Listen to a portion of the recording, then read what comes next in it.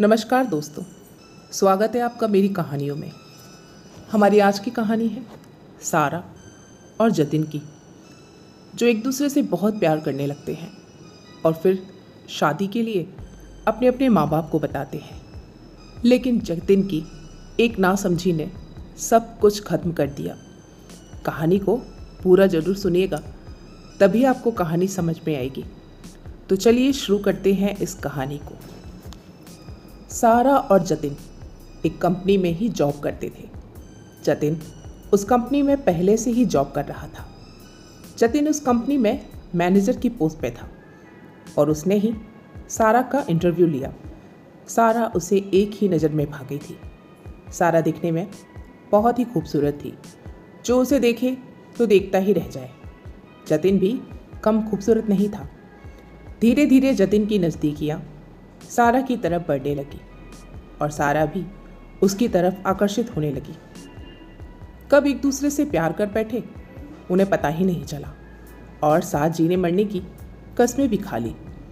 जतिन ये बात अपने घर वालों को बताई तो वह भी राजी हो गए और सारा के घर वालों को भी इस रिश्ते से कोई ऐतराज़ नहीं था। शादी का कार्यक्रम जतिन के गांव में पुश्तैनी घर से होना तय हुआ और दिल्ली में ही पहले उनकी सगाई कर दी गई।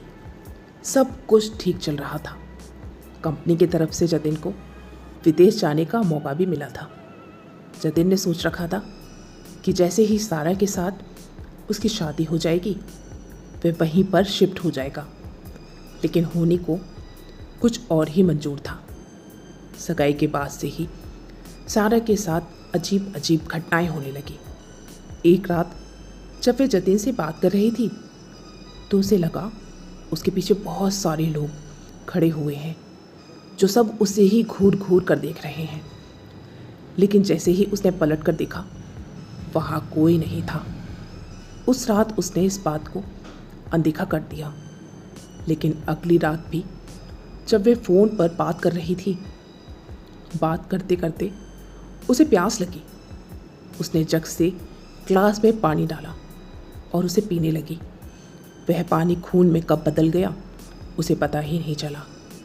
जैसे ही उसकी नज़र ग्लास पे पड़ी उसके मुंह से चीख निकल गई और वह उल्टी करने लगी। उल्टियाँ करते करते ही वह बेहोश हो गई। अगली सुबह उसने अपने आप को बिस्तर में पाया।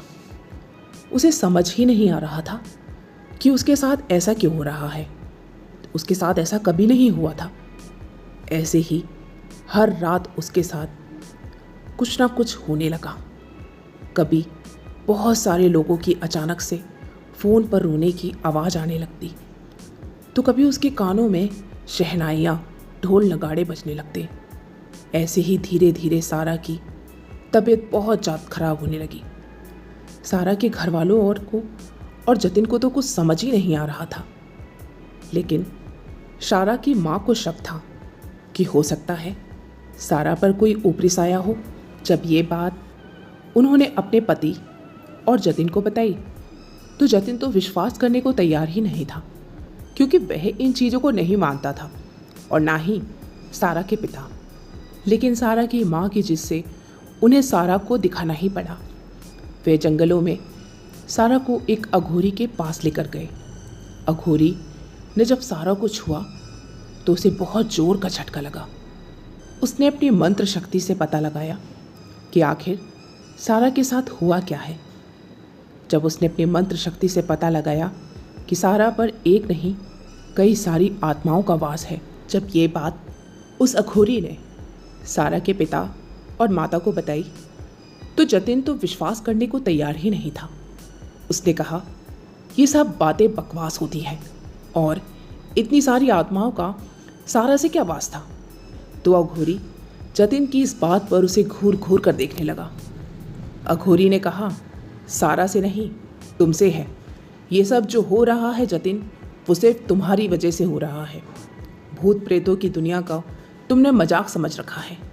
जानता हूँ कि तुम पढ़े लिखे लोग हो, इन सब बातों को नहीं मानते हो, लेकिन भूत प्रेतों की भी एक अपनी दुनिया होती है और तुमने उनका मजाक उड़ा के बहुत बड़ी गलती कर दी है।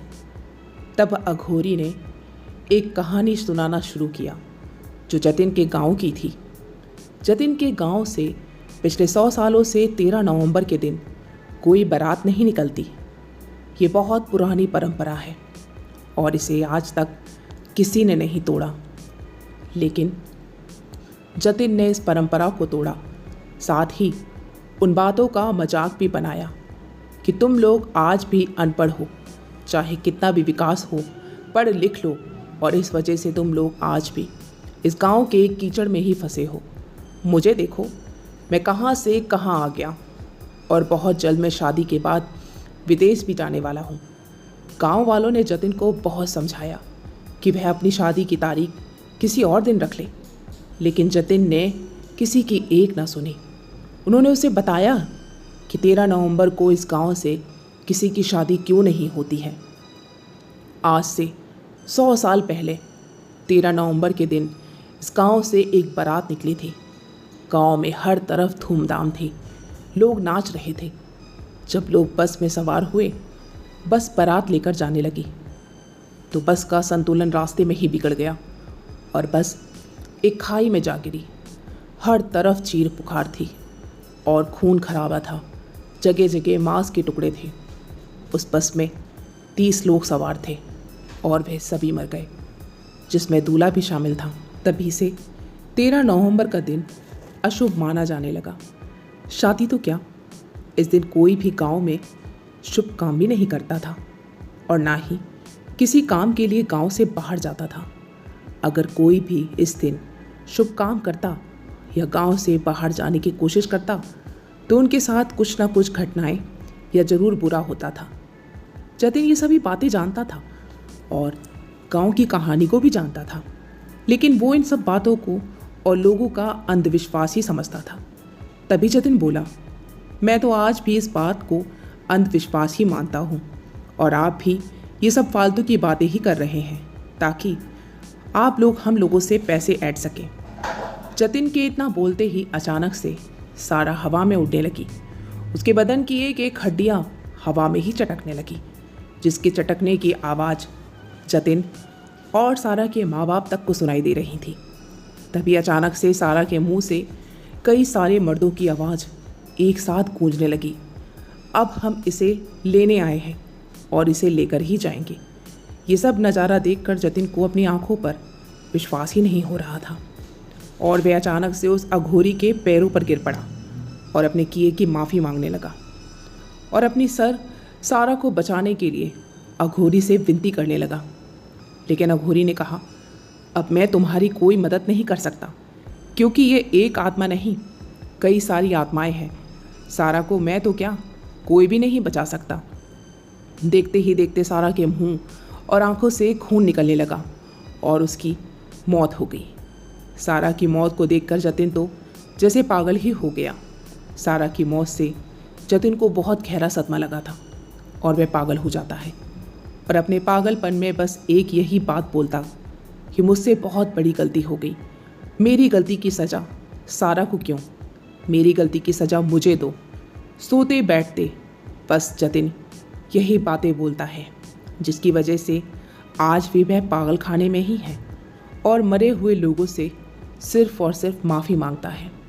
तो दोस्तों, ये थी हमारी आज की कहानी आपको कैसी लगी हमें कमेंट बॉक्स में ज़रूर बताएं। मिलते हैं ऐसी एक छोटी सी कहानी के साथ। कहानी सुनने का आप सभी का बहुत बहुत धन्यवाद।